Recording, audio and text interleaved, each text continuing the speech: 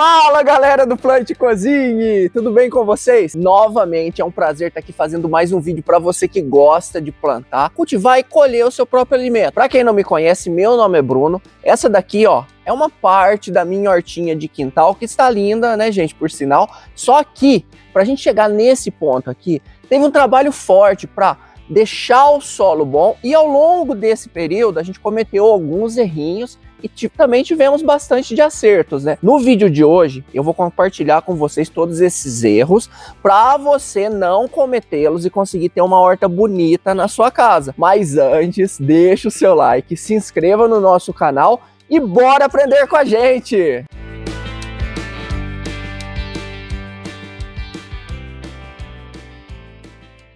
Primeiro erro que todo mundo comete, né, na ânsia ali de fazer uma horta rápida na sua casa, é não fazer a correção do solo. Pessoal, a maioria dos solos aqui no Brasil, eles são ácidos. Em solos ácidos, a gente tem também um problema sério com alumínio, que é tóxico. Para você corrigir o solo da sua horta, você precisa aplicar o calcário.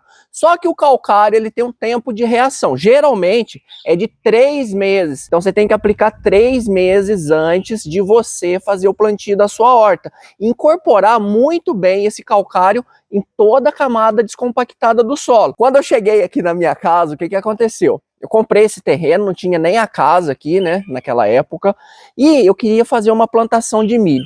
Na época, lá na universidade onde eu trabalho, eu ganhei uma semente e eu falei, não vou corrigir o solo não, né? Não tenho calcário, não sei onde eu vou comprar, e peguei e plantei esse milho aqui, gente. Esse milho ficou uma porcaria. Não produziu milho de boa qualidade, ele ficou com deficiência nutricional, deficiência de fósforo, ele ficou um milho arroxeado, fraco, não deu nem uma palhada boa e eu perdi o meu tempo. Se eu tivesse corrigido o solo, com certeza eu tinha tido uma boa produção. E o calcário, se você não achar na sua cidade, numa casa agropecuária, você pode comprar pela internet, tem link aqui na descrição. Outro erro que eu cometi muito forte aqui na minha horta foi de plantar hortaliças fora de época. Galera, ultimamente tem feito um calorão aqui na região sudeste, nem no inverno tá fazendo frio, e o que acontece? Quando tá com calorão, não dá pra gente produzir algumas hortaliças específicas, como por exemplo o agrião, o brócolis,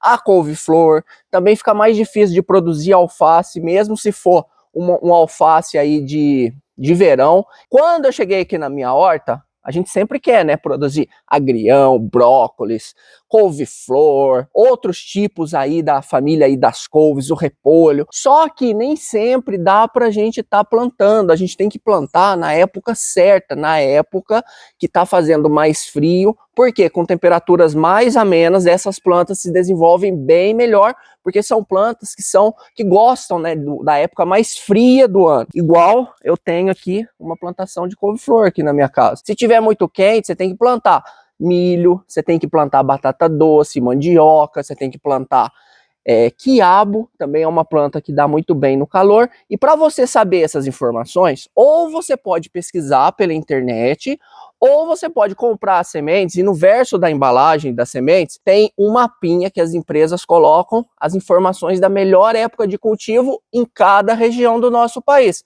Descobrindo essas informações, você já começa o plantio da sua horta com o pé direito. Outro erro também que eu cometi, que com certeza muita gente já cometeu, é de plantar num vaso de tamanho inadequado. Olha só, pela minha experiência, vasos para o plantio das plantinhas na nossa casa, no quintal, eles têm que ter pelo menos 20 centímetros de altura, 20 centímetros de profundidade. E uma capacidade boa para o vaso é uma capacidade aí de pelo menos uns 10 litros.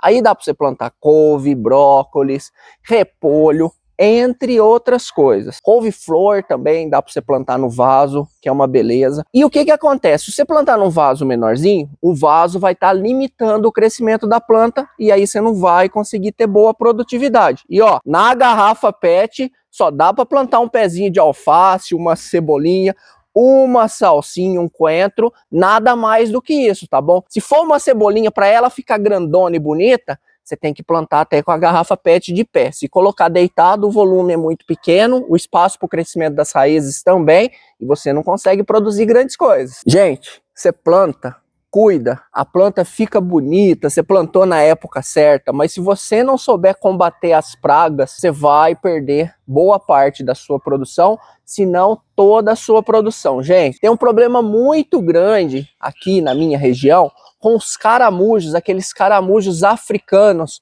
um bicho nojento, enorme de grande, que só sai à noitinha e que come as suas plantas e acaba com tudo. É um bicho transmissor de doença que você tem que combater ele anualmente. Grandes produtores, eles colocam iscas de veneno espalhadas ao longo da horta para esses bichos comerem à noite e acabarem morrendo. No meu caso, eu não uso veneno aqui na minha casa, então o que eu faço? Eu faço catações noturnas, pelo menos umas 4, 5 vezes por ano. Sai à noite com uma lanterna e vai procurando aonde que estão esses bichos. Cata eles, você pode jogar dentro de um saco com cal, que vai matar eles, aí você coloca no lixo, ou você pode amacetar eles dentro de um saco e depois você enterra e joga cal por cima. Também tem outro bichinho que você tem que combater constantemente, que são as formigas cortadeiras. Essas formigas são terríveis.